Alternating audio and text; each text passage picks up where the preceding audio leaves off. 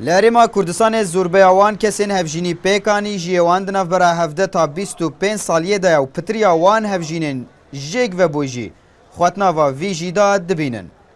Parêzer û çalakvan û rêxiraw jî bilindbûna sedemên jêkvebûna hevjînan ji boî temenê gencatiyê û barê aborî û maytêkirina deybav û berfirehbûna teknolojiya û tûrên komelatiyên internetê vedigerînin.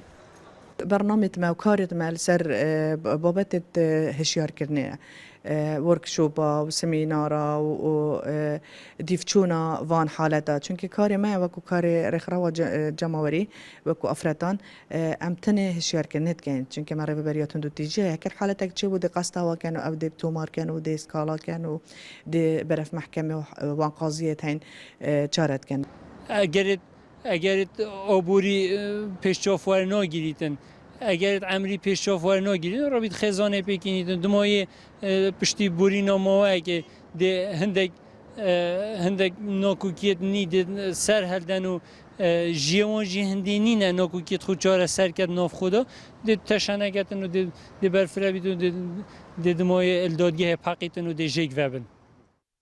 Çalakvanekî civakî jî bilindbûna rêjeya berdanê li Herêma Kurdistanê bi metirsî dizane û dibêje. Divê rêkxira û mamostayên ayînî û yasa û hikûmet rolê xwe li hember arîşeyên jêkvebûna hevjînan bibîne.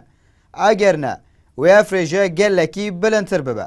زیدانشیا که چه جی کمتر 16 سالیه دا هرچند هریما کردستان یاسا هیا کوچینا بتن وی تفدی تمام کش نکاشی کرد بله هر حالتی تین حالتی چید بن یان دانشیا که چل سر بنمای زنگینی و دولمندی یان مروفکانه یان افتشته همی باور بکه بلام همی چاوره هنده بین که اف خیزانه دیش بریک چن و اف خیزانه دیجیک و بن اگر سر بنمای درست نهینه پیکینان Li parêzgeha Duhok bi tenê maweyê sala 2015 da zêdetir ji 11,000 haletên pêkanîna hevjîniyê hatine tûmarkirin. Di hember de ji 738 haletên berdanê hebûne û li sala 2014 jî 718 haletên jêkvebûnê hatine tûmarkirin. Vêyekê jî her çend dem derbas dibe, rêjeya jêkvebûna hevjînan jî bilindtir dibe. Abdusamat Rêkanî, NRT, Duhok.